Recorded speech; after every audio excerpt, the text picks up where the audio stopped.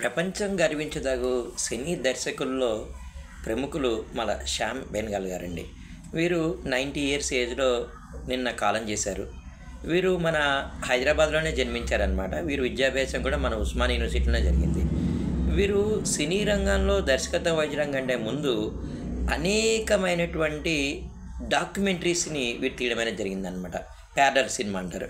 అంటే ఒక అంశాన్ని తీసుకొని దాన్ని ఏం చెప్పాలనుకుంటున్నారు, ఎలా చెప్పాలనుకుంటున్నారు, వాస్తవానికి ఎంత దగ్గర ఉంది అని చెప్పి తండ్రి ఇచ్చినటువంటి ఒక కెమెరాతో, తండ్రి గారు ఒక గొప్ప కెమెరామెన్ అనమాట. వారు ఇచ్చినటువంటి ఆ కెమెరాతో వారి పనితనం చూపించి ఎన్నో సినిమాలకి వారు అత్యుత్తమైనటువంటి అవార్డు పొందారండి. దాదాసాహెబ్ ఫాల్కే అవార్డు గ్రహీత. అంతేకాకుండా ఎన్నో నేషనల్ అవార్డులు. వారి సినిమాలు జాతీయ సినిమాల్లో ఉత్తమ స్థాయిలో ప్రపంచవ్యాప్తంగా కూడా ప్రదర్శించబడినటువంటి సినిమాలు ఉన్నాయన్నమాట. ఉదాహరణకి వారు తీసినటువంటి ఒక సినిమా మంథన్ నేను చూశాను. ఇది దేశంలో వర్గీస్ కురియన్ గారు స్టార్ట్ చేసినటువంటి క్షీర విప్లవం, అంటే పాల విప్లవంలో వెంకటరమణ అనే ఒక వ్యక్తి ఒక కోఆపరేటివ్ సొసైటీ స్టార్ట్ చేయడానికి ఏ విధంగా తపన చెందాడు, ఎలా అంతమందిని భాగస్వామ్యం చేయగలిగాడు, ఇదంతా కూడా చాలా చాలా చాలా గ్రేట్ అనిపించిందండి. వీరి సినిమాల్లో వాస్తవికతకి దగ్గరగా ఉండే యాక్టర్ని ఎక్కువ తీసుకునేవారు. ఉదాహరణకి షబన్ ఆజ్మీ కావచ్చు, అనంత్ నాగ్ కావచ్చు, తర్వాత నసిరుద్దీన్ షా కావచ్చు, సో ఓంపురి కావచ్చు. వీళ్ళందరూ కూడా ఏంటంటే రియాలిటీ, నిజంగా మనమే కదా, నేను ఇలాగే ఉంటాను కదా, నాకు మేకప్ లేకపోతే అనే విధంగా వాడు నటించడం. అలాగే స్మితా పాటిల్ కూడా వారిని ఎంపిక చేసుకోవడం. అలాగే అనుగ్రహం అనే సినిమా అత్యుత్తమైనటువంటి సినిమా అండి.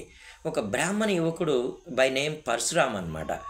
అతడు నమ్మకం, తన నమ్మకాన్ని ఏ విధంగా ఉపయోగిస్తాడు, ఆ నమ్మకమే మనిషిని పైకి తీసుకెళ్ళగలుగుతుంది, పాతాళం తొక్కేయగలుగుతుంది, గెలిపించగలుగుతుంది, ఆనందపరచగలుగుతుంది, తర్వాత బాధ పెట్టగలుగుతుంది అని చెప్పి ఒక నమ్మకం అనే విషయం పైన అత్యుత్తమైనటువంటి సినిమా అండి అది. అలాగే అంకుర్, ఈ సినిమా హైదరాబాద్ వాస్తవికతకి చాలా చాలా దగ్గరగా ఉన్నటువంటి సినిమా అండి. ఇది 1950స్లో హైదరాబాద్లో జరిగింది అని చెప్పి, అంటే మన తెలంగాణలో జరిగింది సంఘటన ఆధారంగా తీసుకొని తీసినటువంటి ఒక గొప్ప సినిమా అన్నమాట.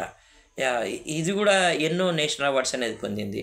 అలాగే నిశాంత్ తీసుకోండి. అంటే ఒక మూవీ వారు తీయాలంటే 2-3 ఏళ్ళు పట్టేది. ఎందుకంటే రియాలిటీకి దగ్గరగా ఉండే యాక్టర్స్ని వాళ్ళు సెలెక్ట్ చేసుకోవడం, టేకింగ్స్ని తీసుకోవడం, ఇవన్నీ కూడా.